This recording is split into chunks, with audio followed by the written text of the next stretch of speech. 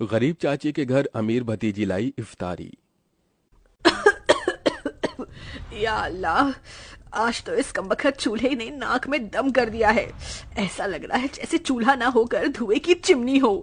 अपनी चाची को इस तरह से धुएं में परेशान देखकर जोया आकर कहती है, लाइए चाची माँ, आज हम आपको रोटियां बनाकर खिलाते हैं। अरे नहीं जोया, मैं बना लूंगी।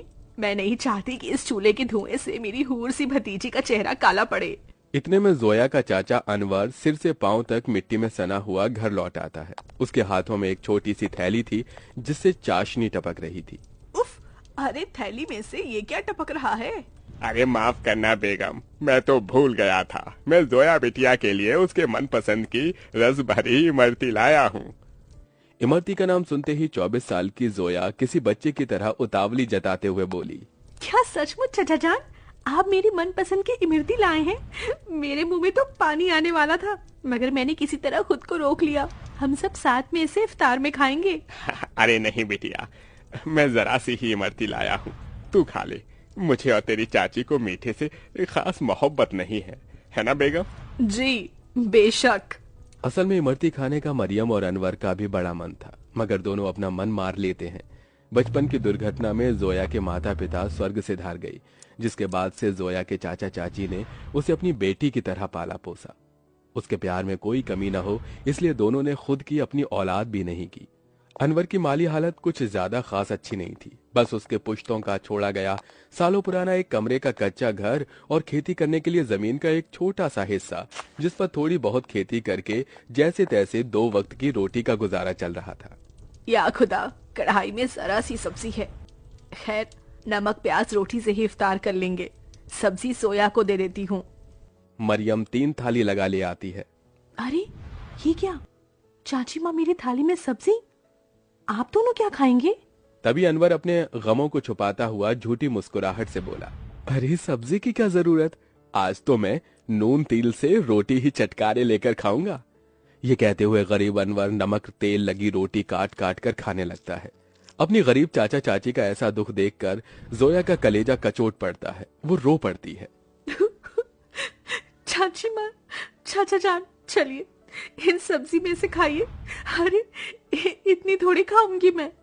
जोया के गरीब चाचा चाची को उसे जितना प्यार था उतना ही स्नेह उसे भी था। यूं ही दिन गुजरते हैं। सुनो जी, हमारी जोया अब सयानी हो गई है। हमें इसके निकाह के बारे में सोचना चाहिए। जोया, भाई और भाभी की अमानत है हम पर। मरियम, मैं तो दिन रात अल्लाह से एक ही दुआ मांगता हूँ कि मेरी भतीजी को अच्छा घर मिले। अनवर जोया के लिए रिश्ता ढूंढने लगता है, जो कि अमीर खानदान में हिना के बेटे से लग जाती है। अब शादी की तैयारी शुरू हो जाती है। अनवर, अभी तक जोया के निकाह का जोड़ा नहीं सिलाया। 2 रोज बाद उसकी रुखसती है। जानता हूँ बेगम, मगर जितना कर्ज लिया था वो खर्चा हो गया। मैंने तुमसे एक बात भी छिपाई है, मैंने अपनी जमीन बेच दी। क्या जमीन बेच दी? उसी से तो फकत अभी तलक हमारी रोजी रोटी चल रही थी। अब क्या करेंगे आगे? अल्लाह मियाँ बैठा है ना रोटी देने वाला। मरियम, कुछ तो कर लूंगा, लेकिन जोया हमारी इकलौती भतीजी है। उसका निकाह अच्छे से घर में हो जाए ताकि मन में कोई मलाल ना हो। जोया के गरीब चाचा चाची उसकी शादी के लिए अपनी खेती बाड़ी बेचकर उसकी विदाई करते हैं। चाचा चाची माँ, जा मेरी बच्ची, अल्लाह तुझे दोनों जहां की खुशियों और नेमतों से नवाजे।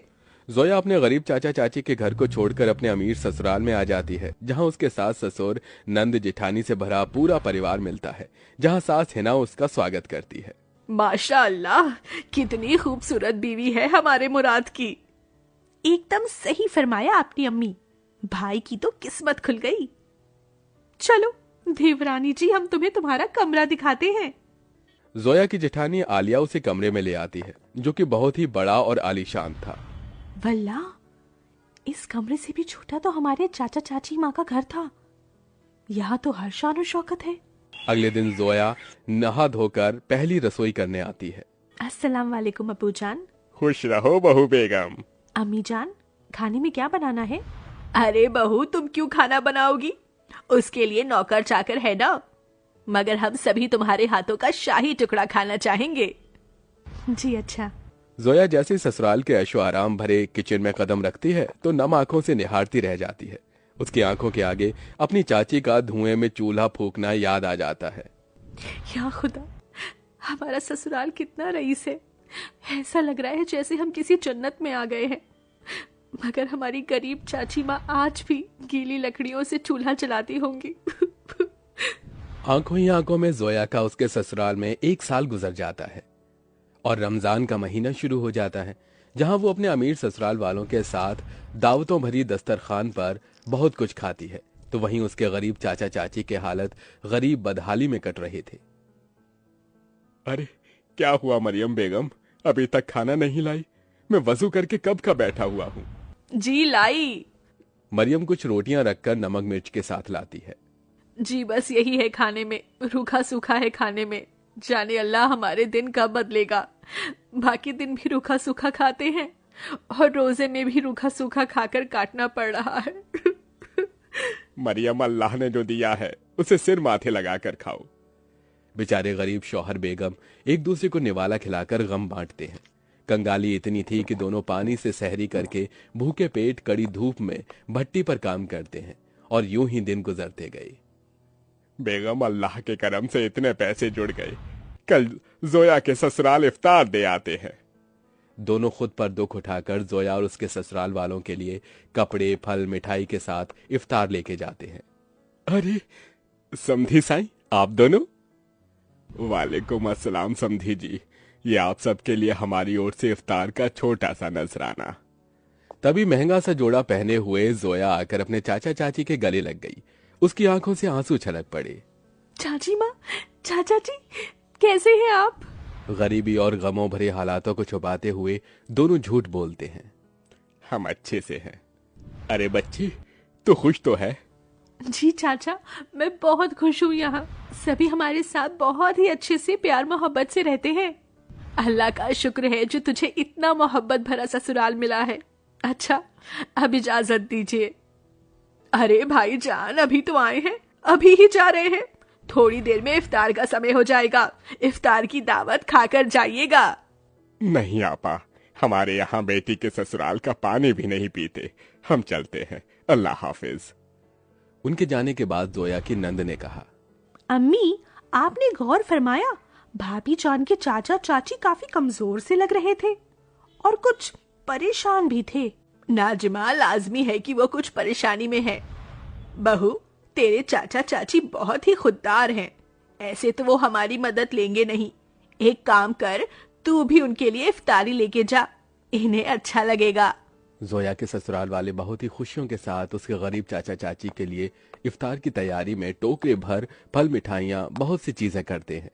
2 दिन बाद जोया अपने गरीब चाचा चाची के घर पहुंचती है। किस्मत तो देखो, उस इफ्तारी की शाम उनके घर में रोटी के लिए भी जखना लगा हुआ था। तभी कुछ लोग अलमारी, कुर्सी, फ्रिज, पलंग इत्यादि अंदर लाते हैं। ये सब किसका सामान उतर कर हमारे घर आ रहा है? जोया, तू मेरी बच्ची।